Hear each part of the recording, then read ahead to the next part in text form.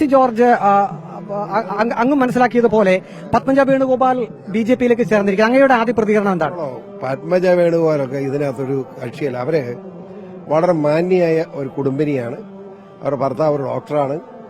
അവഗണന ഏറ്റവും മടുത്തിട്ടാണ് അവർ കോൺഗ്രസ് വിട്ടു നിൽക്കുന്നത്.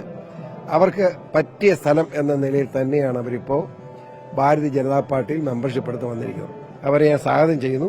ഇന്നലെ അവരെന്നെ ഫോണിൽ വിളിച്ചിരുന്നു, ഞാൻ സംസാരിച്ചിരുന്നു, ഞങ്ങൾ കാണുന്നുണ്ട്. എല്ലാ സഹായവും കൊടുക്കും. എനിക്ക് വേറൊന്നാ പറയുന്നത്, ഇത് വളരെ പ്രധാനപ്പെട്ട ഒരു ക്ഷേത്രമാണ്. ഈ ക്ഷേത്രത്തിന് മുറ്റത്ത് നിൽക്കുമ്പോൾ എനിക്ക് പറയാനുള്ളത്, തിരുമുറ്റത്താണ് നിൽക്കുന്നത്. എനിക്ക് പറയാനുള്ള ഒരു പ്രധാനപ്പെട്ട കാര്യം, ഇത് ദേവസ്വം ബോർഡാണ് ക്ഷേത്രം. എന്തിനാ അത്? ദേവസ്വം ബോർഡിനെയൊക്കെ ഉപേക്ഷിച്ചിട്ട് ക്ഷേത്രങ്ങൾ ക്ഷേത്ര വിശ്വാസികൾക്ക് കൊടുക്കണം. മനസ്സിലായോ? ക്ഷേത്ര വിശ്വാസികൾ.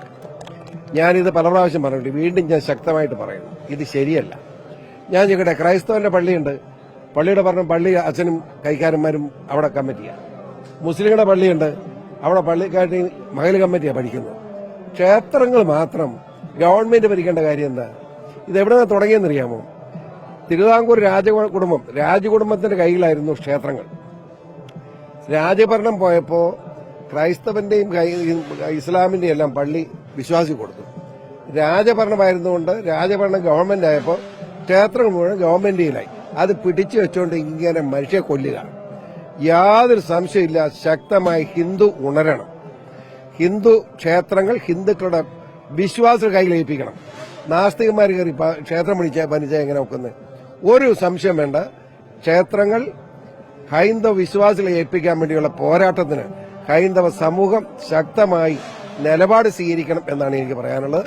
ഒരു വിട്ടുവീഴ്ചയും പാടില്ല. അനിൽ ആന്റണിയെയും പി സി ജോർജിനെയും ഒരുമിച്ച് കാണുമ്പോൾ നേരത്തെ തന്നെ രാഷ്ട്രീയ എതിരാളികൾ പറഞ്ഞിരുന്നത് അനിൽ ആന്റണിക്കെതിരായി ഒരുപക്ഷെ പി സി ജോർജ് പ്രവർത്തിച്ചേക്കാം എന്നുള്ളതാണ്. ഇപ്പോഴും അത്തരത്തിലുള്ള ആരോപണങ്ങൾ നിൽക്കുന്നുണ്ട്, സംശയങ്ങളുണ്ട്. അതിലെന്തെങ്കിലും വാസ്തവമുണ്ടോ? എടാ മാനെ, നിന്നോട് ഞാൻ എത്ര പ്രാവശ്യം പറഞ്ഞു, എന്ത് ചെയ്യും?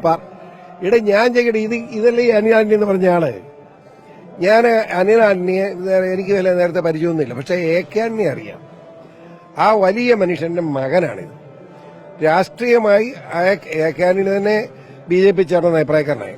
ഞാനത് ചേട്ടനാണ്, അദ്ദേഹത്തെ പറയാൻ എനിക്ക് അവകാശമുള്ള സ്വാതന്ത്ര്യമില്ല. എന്റെ അഭിപ്രായം, കാരണം ഇന്ത്യ ഇനി ഭാരതം മുന്നോട്ട് പോകണമെങ്കിൽ മോദിജിക്ക് പിന്തുണ കൊടുത്തേ മതിയാവും. മോദിക്ക് പിന്തുണ കൊടുക്കുക എന്ന് പറഞ്ഞാൽ ബിജെപി ചേരുകയാണ്. പിന്നെ പുറത്തു നിന്നുണ്ടാക്കണം, അകത്ത് കയറിയെങ്കിൽ പിന്തുണ കൊടുത്തേക്കണം.